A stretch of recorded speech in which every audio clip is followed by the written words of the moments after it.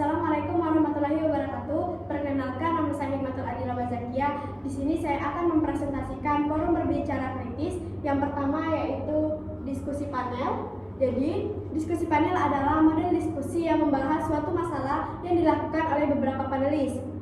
Tujuannya itu untuk menyebarkan informasi kepada pendengar mengenai suatu masalah yang ditinjau dari sejumlah aspek melalui kegiatan diskusi. Kemudian jumlah dan karakteristik peserta biasanya terdiri dari sekitar 3-5 panelis, 1 moderator, dan audien.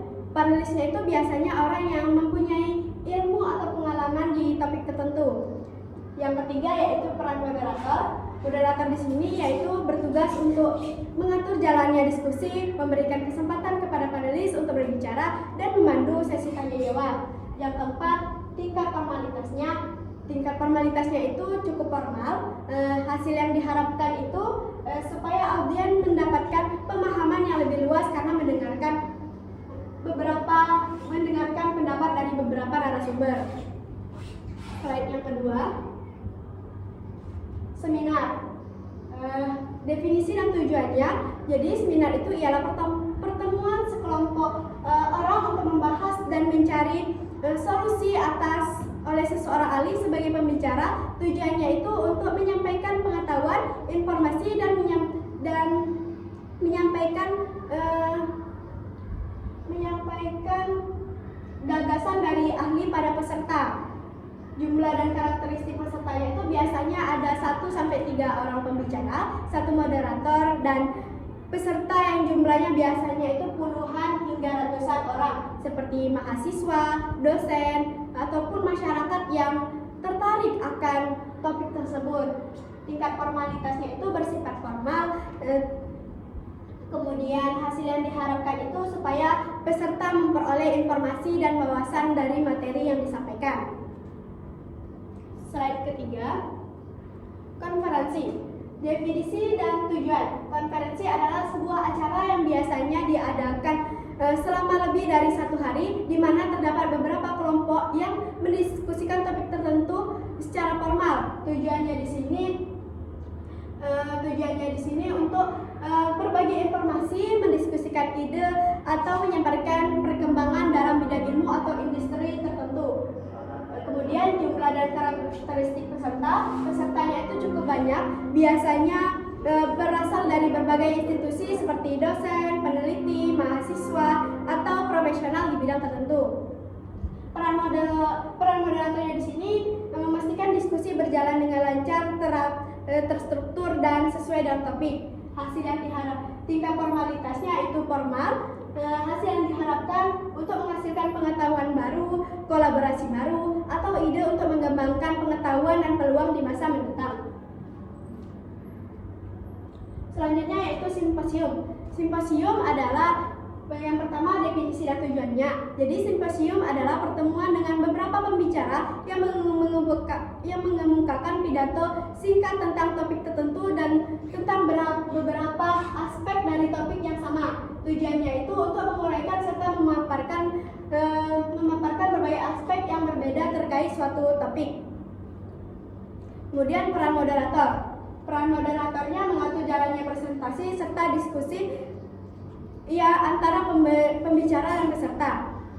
Tingkat formalitasnya yaitu formal.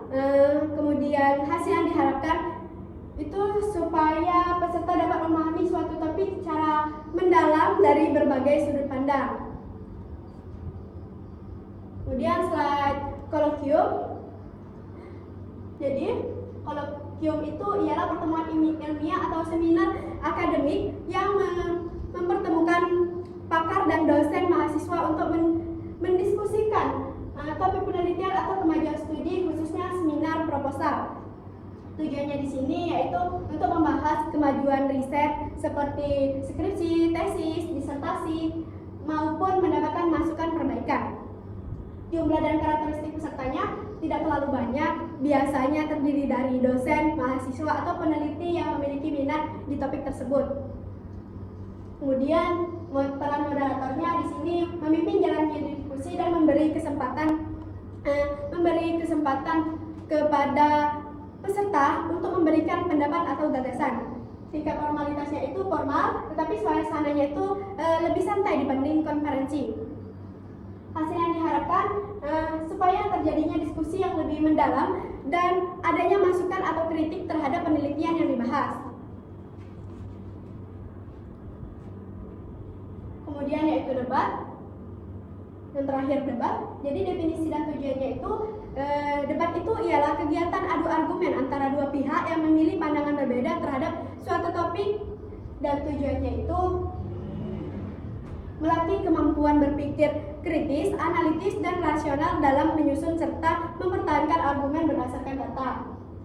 Jumlah dan karakteristik pesertanya terdiri dari tim pro, tim kontra, tim netral, dan masing-masing beberapa orang, adanya moderator dan audiens yang menyaksikan jalannya debat. Tingkat formalitasnya itu formal.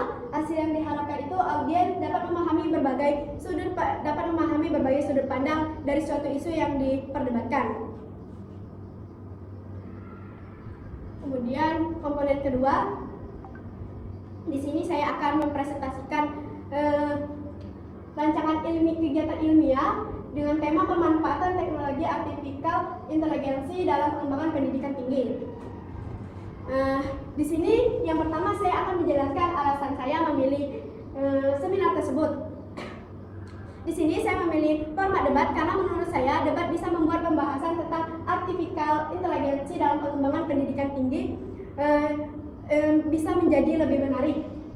Melalui debat, kita bisa melihat dua sudut pandang yang berbeda, yaitu dari pihak yang mendukung penggunaan AI dan dari pihak yang melihat dampak atau tantangan dari penggunaan AI.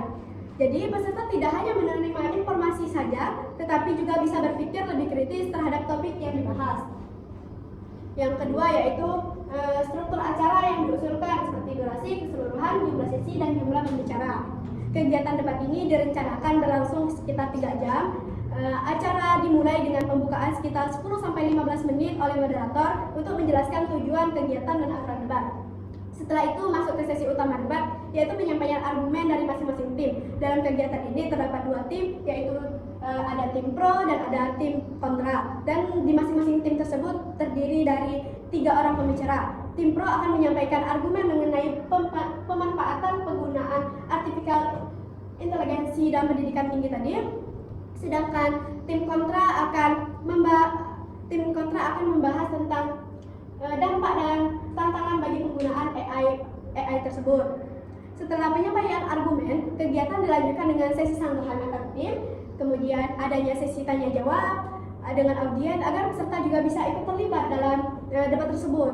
Kegiatan debat ini dipandu oleh satu moderator agar jalannya debat tetap tertib dan terarah. Kemudian yang ketiga yaitu potensi tantangan dalam pelaksanaan dan cara mengatasinya. Dalam pelaksanaan debat tentu ada beberapa tantangan, misalnya perbedaan pendapat yang cukup kuat antar peserta sehingga debat bisa menjadi kurang terarah. Selain itu, waktu yang terbatas juga bisa menjadi kendala bagi peserta yang menyampaikan argumennya. Untuk mengatasi hal tersebut, moderator perlu mengatur jalannya debat dengan baik serta memberikan batas waktu yang lebih jelas kepada pembicara agar kegiatan tetap berjalan dengan lancar atau tertib tadi. Kemudian yang terakhir yaitu cara mengukur keberhasilan kegiatan tersebut. Keberhasilan kegiatan ini dapat dilihat dari beberapa hal, misalnya dari keaktifan peserta dalam menyampaikan suatu argumen, ketertiban audiens dalam sesi tanya jawab, dan serta sejauh mana kegiatan tersebut dapat menambah pemahaman serta mengenai pemanfaatan artificial intelligence dalam pengembangan pendidikan tinggi maupun tantangan atau dampak dari teknologi tersebut. Jika diskusi berjalan aktif dan peserta mendapatkan wawasan baru, maka kegiatan debat tersebut dapat dikatakan berhasil karena emang tujuan awalnya tadi untuk itu. Demikian penjelasan dari saya mengenai rancangan kegiatan ilmiah yang telah saya buat. Semoga kegiatan ini dapat menambah wawasan serta mendorong diskusi yang lebih kritis mengenai pemanfaatan teknologi artificial inteligensi dalam pengembangan pendidikan tinggi. Wassalamualaikum warahmatullahi wabarakatuh.